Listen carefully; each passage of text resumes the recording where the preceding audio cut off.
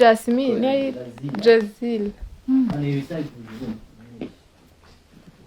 yewe njye wajyana njye wari nkwerere mu bwonko kano gasimba karari kuri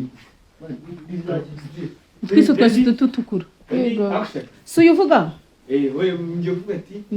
kazajya gukora ndi kumwe na mama wanjye napanze na mama wanjye gukorera Derek kankure magutya kugira ngo muyisibyo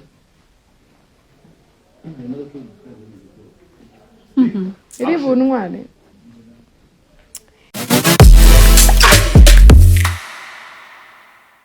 sinzi niba ikosa nkoze ari ryo ari gutya ninjiye nyine nambaye ingofero cyangwa se musuhuje niba ari ryo kosa nakoze mumbabarire byose birimo nuko uhagaze uri kubizira ubu uko usa wowe ni kati yasekeye uretse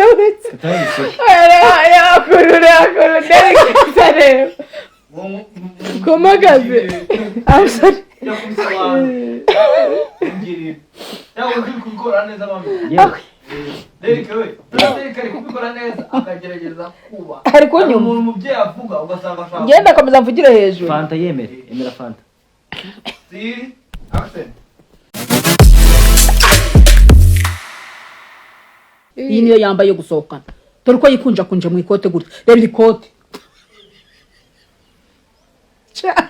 ntabwo twayirangiza ese ntabwo uzi kwikaruma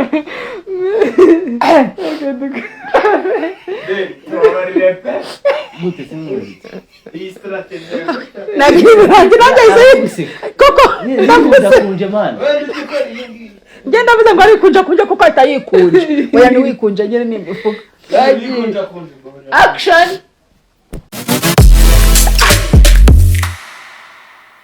umbabarire ntuze kunyitangira itama mu ntebe sibyo uhaguruka ugende ntukomeze kuza gusuzugura ahangaha uza kwitangira itama hano mu ntebe ahangaha ntawapfushije ahangaha reka tukubwize ukuri niwe wizanye nyina bakabwira muri discipline nkabihindura urabuze mama wanjye ntabwo agira discipline umva noneho agasuzuguro uje kunsuzugurira iwanjye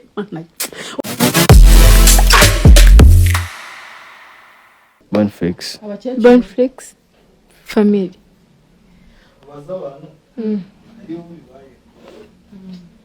we muhungu njye nananiwe ntabwo nongera gushotinga nukuri n'abandi gukora numva nazi ibintu ndimo reka tuvuga ko